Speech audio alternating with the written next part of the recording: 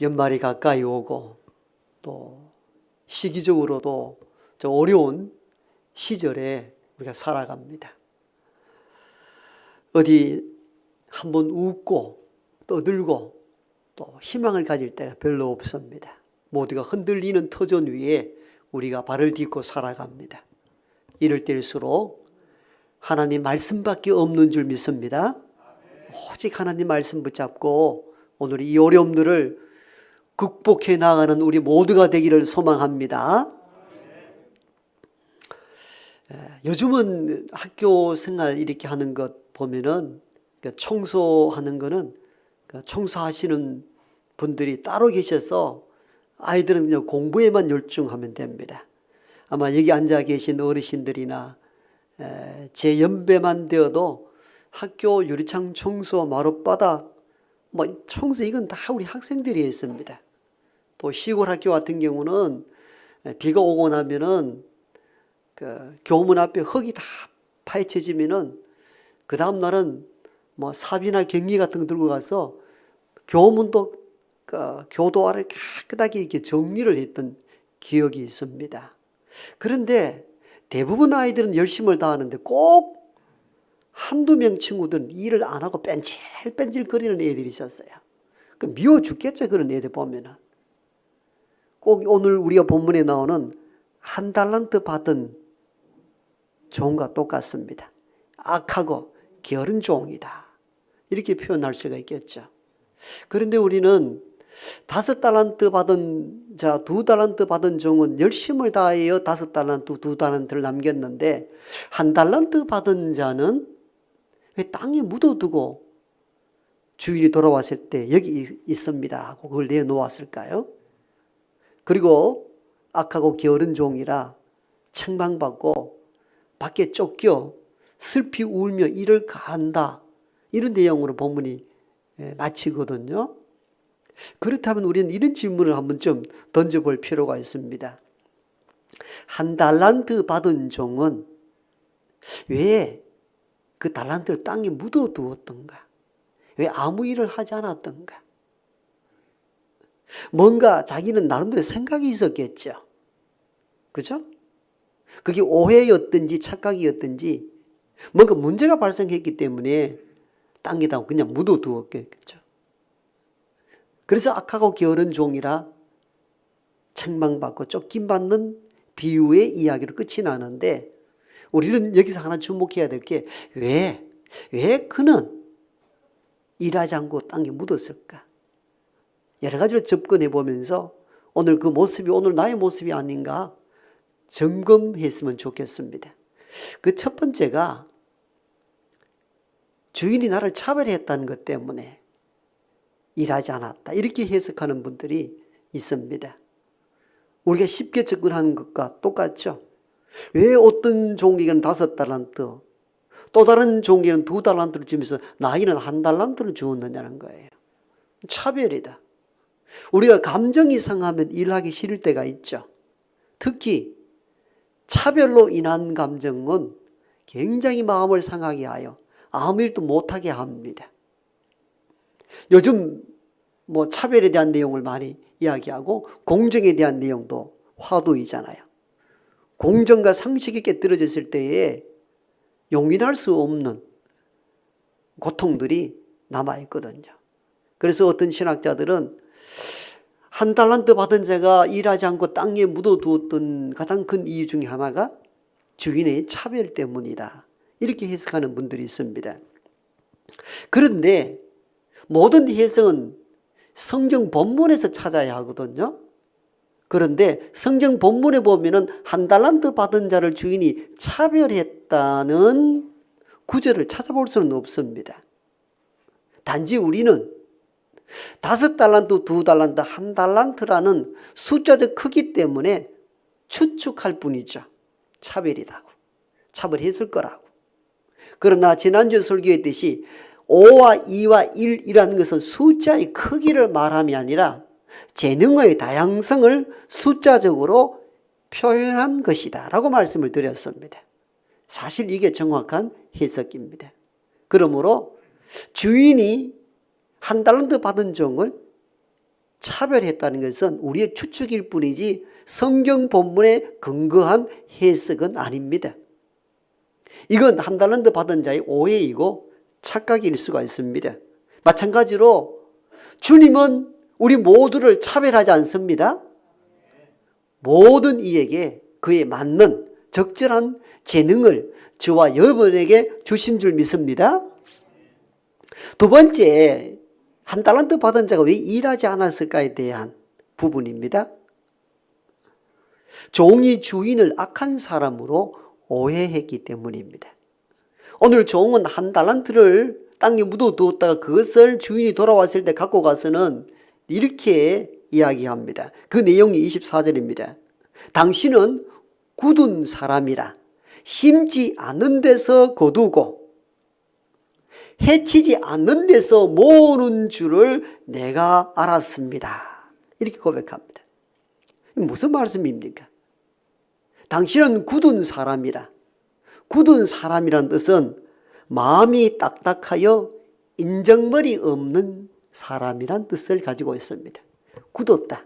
마음이 딱딱하고 인정이라고는 하나도 없는 사람. 종이 주인을 그렇게 알았다는 겁니다. 그리고 심지 않은 데서 거두고, 즉 씨앗도 뿌리지 않고 곡식을 거둬들이려는 불안당 같은 사람이다 당신은. 그리고 해치지 않는 데서 모으는 줄을 내가 알았다. 해치지 않는 데서 모은다는 이 말은 시골 가면 곡식을 키질할 때 있죠. 알곡과 죽정이를 구분할 때 키질하면은 죽정이는 밖으로 떨어지고 알곡은 안으로 모아들이는 겁니다. 그 얘기를 합니다. 우리 주인은 내가 알기로 굳은 사람, 인정머리 하나 없고 씨앗도 안 뿌리고 곡식 거둬들이고 키질도 안 하고 알곡을 모아들이는 그런 양반 아닙니까? 네, 다 알고 있습니다. 한마디로 정리하면은 내 주인은 인정머리 없고 아무 손도 까딱 안 하고 많은 것을 모아들이기만 하는 불안당 같은 인간인 줄 내가 알았기 때문에 이 한 달란트를 땅에 숨겨두었다가 가져왔다는 것입니다. 이제 이해가 됩니까? 종이 주인을 어떻게 이해했다고요? 인정머리 없고 불로소득만 바라는 사람. 그래서 이 한 달란트 내가 잘못 건드렸다가는 큰일 날 수도 있다. 차라리 아무 손도 대지 않고 그냥 가져왔습니다라면은 인정머리 없는 이 주인도 뭐 할 말이 없지 않겠는가.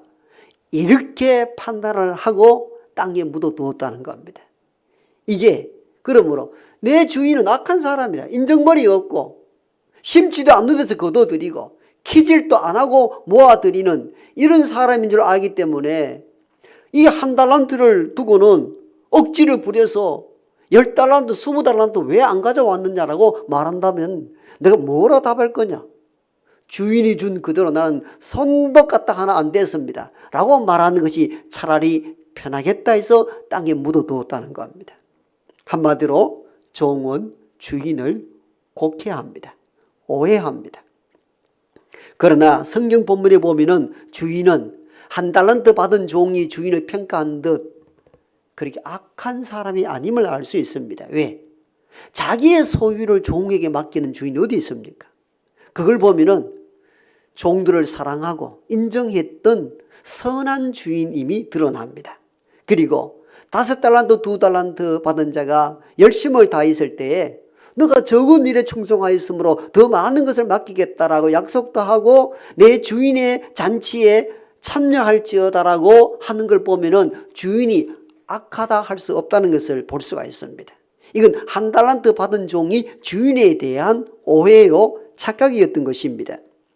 이 말을 듣고 주인은 한 달란트 받은 종에게 이렇게 이야기하지 않습니까?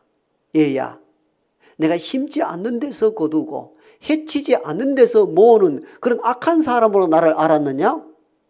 내가 그런 사람이었다면 너에게 취리하는 자들에게, 즉 환전상, 달러 환전상처럼 취리하는 자들에게 돈을 맡겼다가 원금과 이자를 같이 받도록 하도록 조치했지 내가 너에게 덜렁 한 달란트를 맡겼겠느냐, 이렇게 답을 하거든요. 이걸 보면은 주인이 내가 악한 사람이 아니다.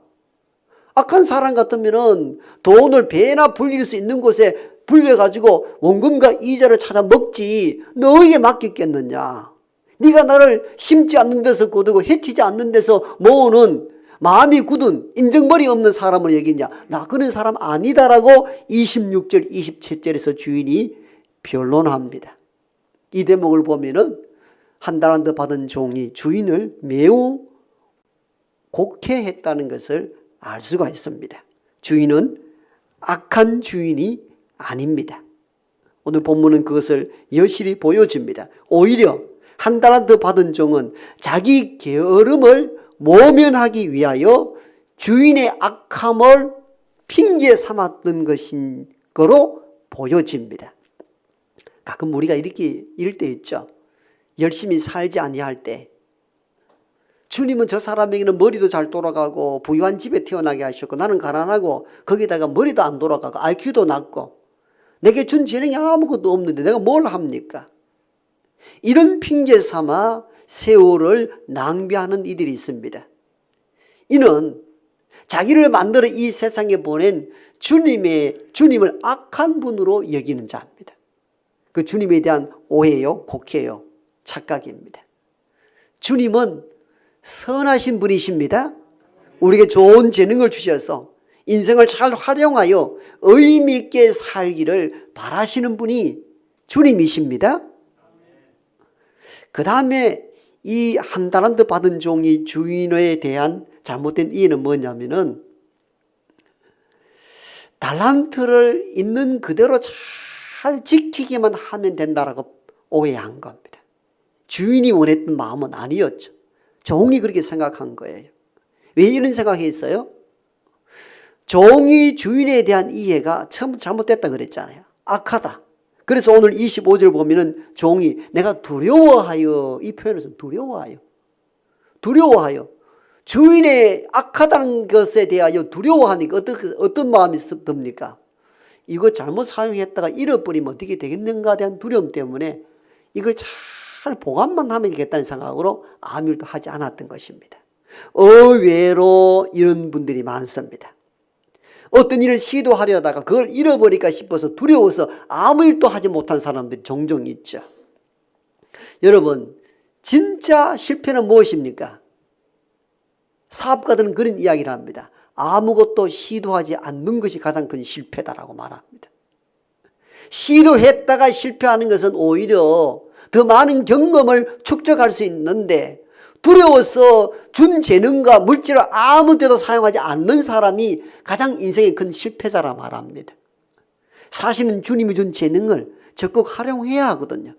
그러다 보면 실패할 수도 있습니다. 그러나 그 실패 때문에 주님은 우리를 책망하지 않습니다. 오히려 주님의 주신 것을 아무것도 하지 않고 요거 그대로 지키기만 원할 뿐 시도하지 않는 것을 주님이 가장 크게 책망한다는 사실을 알아야 합니다. 그래서 주인이 책망하잖아요. 악하고 뭐라 합니까? 게으른 종아. 게으른 종이라는 뜻은 무엇입니까? 아무것도 하지 않는 것에 내가 분노가 일어난다는 것입니다.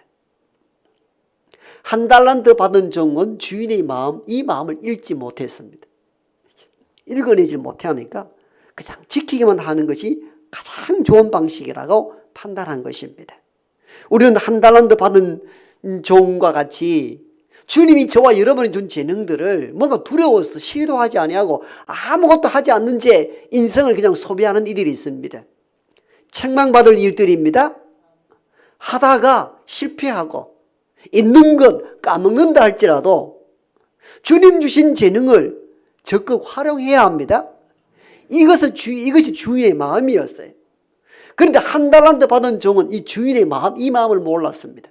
그냥 두려워서 한 달란트 잘 보존만 하면 된다고 자신 있게 땅에 묻어두었던 것을 캐내어서 주인님 내가 여기 이대로 가져왔습니다라고 자랑스럽게 얘기했지만 너 주인은 그를 향하여 악하다, 게으르다.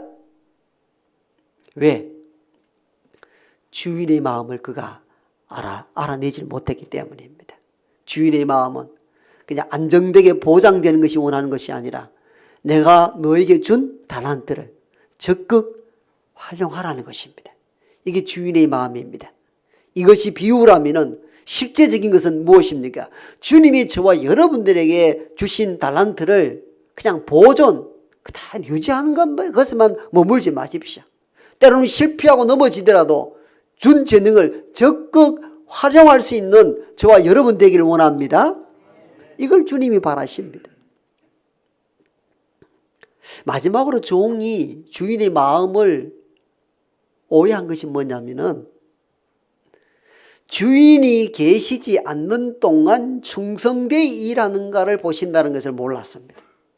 이게 한 달란트 받은 종의 가장 큰 실수였고 오해였고 착각이었습니다. 그리고 이 비유의 가장 큰 핵심이 바로 이 부분입니다. 왜 주인이 종들에게 자기 소유를 맡겼겠습니까? 이익을 위해서? 안정되게 보관하기 위해서? 안정되게 보관하기 위해서라면은 종들에게 맡기면 안 됩니다. 종들이 이걸 들고 도망가면 어떻게 할 겁니까? 대책이 없잖아요. 그러니까 안정되게 보관하는 방법으로 종들에게 맡긴 것도 아닙니다.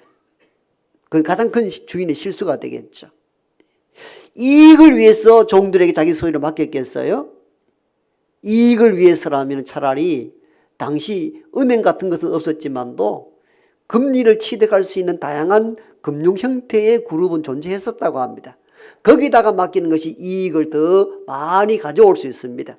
종들에게 맡겼다가 장사도 한 번도 안 해본 종들이 어떻게 될지 압니까? 그러니까 주인이 종들에게 달란트를 맡긴 가장 큰 의도는 안전도 아니고 이익도 아닙니다. 그 무엇 때문에 맡겼겠습니까? 주인이 없는 동안에도 종들이 얼마나 성실하게 사는가를 보시겠다는 겁니다. 이게 달란트 비유의 마지막 방점입니다. 가장 중요한 지점입니다. 아니면 주인이 종에게 그 귀한 달란트를 맡기될 이유가 있나요? 이익을 위해서? 이익이 날는지 손해가 날는지 어떻게 합니까? 그리고 안정되게 하기 위해서 맡겼다. 말이 안 되죠. 가장 도망갈 수 있는 존재가 종들입니다. 달란트 들고 가면 어떻게 할 겁니까? 보장이 없어요. 그러면 이익도 아니고 안정도 아니라면 무엇 때문에 종들에게 맡기겠어요? 여러분, 이 부분을 깨닫는다면 우리가 이 땅에 살아가는 날 동안 육으로 계시지 않는 주님이 육으로 계시지 않는 이 상황 속에서 우리가 어떻게 인생을 살고 재능을 발휘해야 하는가에 대한 답을 얻게 됩니다.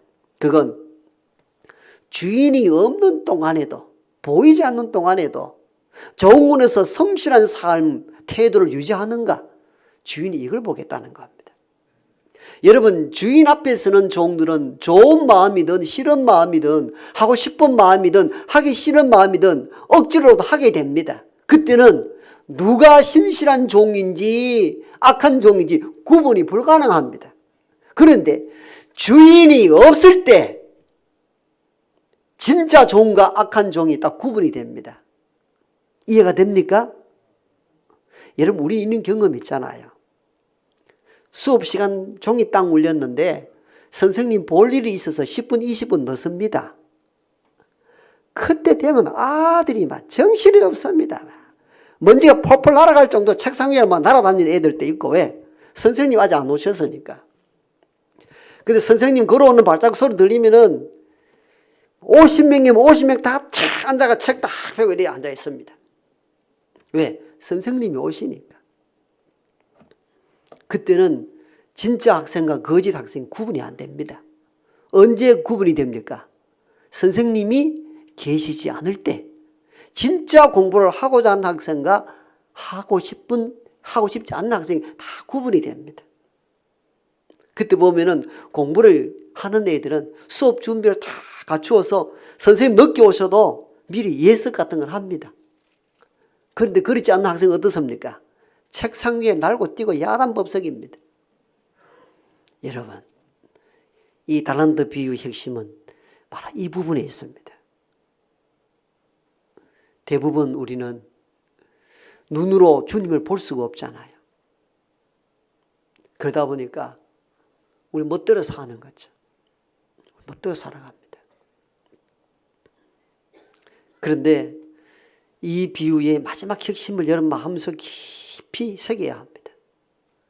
주인이 먼 곳으로 갈 때에 종들에게 자기 소유를 맡기고 가는 이 의미를 깊이 새겨야 합니다. 무엇 때문에 맡겼겠나?